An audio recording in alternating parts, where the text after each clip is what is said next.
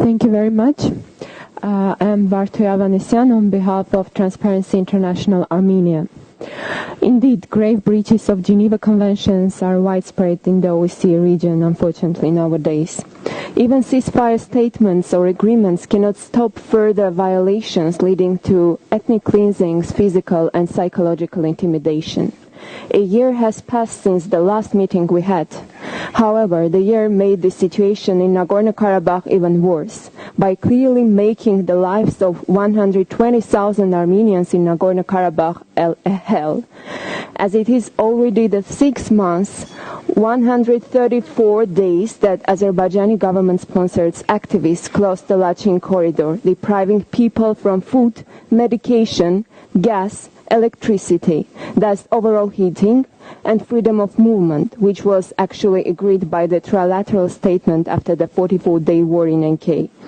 It is already 134 days that Armenians from NK are subjected to deliberate starvation and malnutrition, as only very limited amount of food can be gone through the corridors through International Committee of the Red Cross and peacekeepers. And women, children, elderly are now in critical condition without food such as vegetables, fruits, even basic food crops. In 21st century in the OSCE region, there are still places that people struggle for food and medication, which is lacking in pharmacies in Nagorno-Karabakh, as a deliberate actions by one of the OSCE participating states. Moreover, despite the ceasefire statement, daily Azerbaijani side opens fire towards Armenian farmers performing agricultural works by hoping to get some food from their lands, while civilian population should be under protection under Geneva Conventions. Imagine that you need to receive a coupon or voucher to get some 1 kilogram of rice, oil and 5 eggs for a month.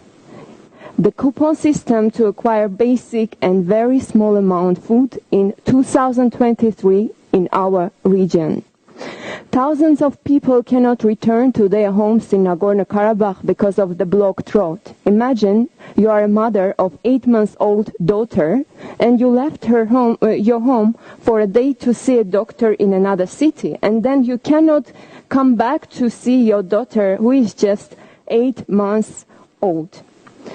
Just yesterday, Azerbaijani government officially closed the connecting bridge from Armenia to Nagorno-Karabakh and established checkpoints through where people are supposed to be checked and pass passport control before leaving or entering the territory in near future, thus violating the point of ceasefire agreement where they were supposed to provide secure movement through Lachin Corridor, a lifeline connecting Karabakh to outside world, as well as neglecting International Court of Justice provisional measures to open the Lachin Corridor and provide the safer access through the corridor. Today in Azerbaijani media, you see headlines that Azerbaijan made a gift for themselves on the occasion of 24th April, Armenian genocide. Is there a point of order? Okay, as the chances of another genocide in the region became very high. Sorry, we have a point of order. Moderator, please remind the speaker that the topic of today's discussion is not discussing internal affairs of Azerbaijan. Thank you. You have the floor again. Please stick to the point of order. Please, point of order. You have the floor.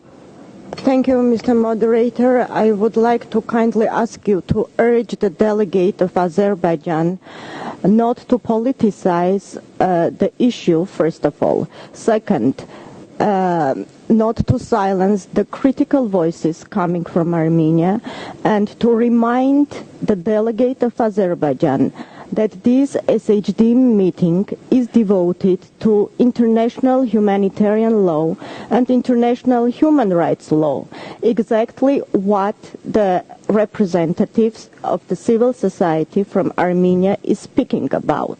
Thank you.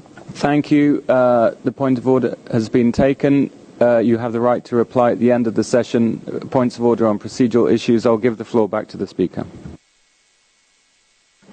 Thank you.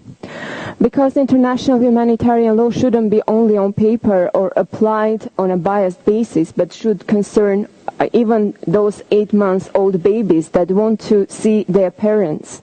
IHL should apply to those dozens of Armenian prisoners of war that are still in Azerbaijani prisons, whilst according to the ceasefire statement from November 2020, they were supposed to be returned in 2020, but almost 3 years passed. They are still in captivity in Azerbaijan. Please conclude. Thank you. Okay, we just have a very few more minutes. If there are any speakers who haven't taken the floor yet who'd like to take the floor. Yes. Listen. Dear participants, my name is Michael Chernov. I'm representative of Inter-Regional Movement for Democracy and Human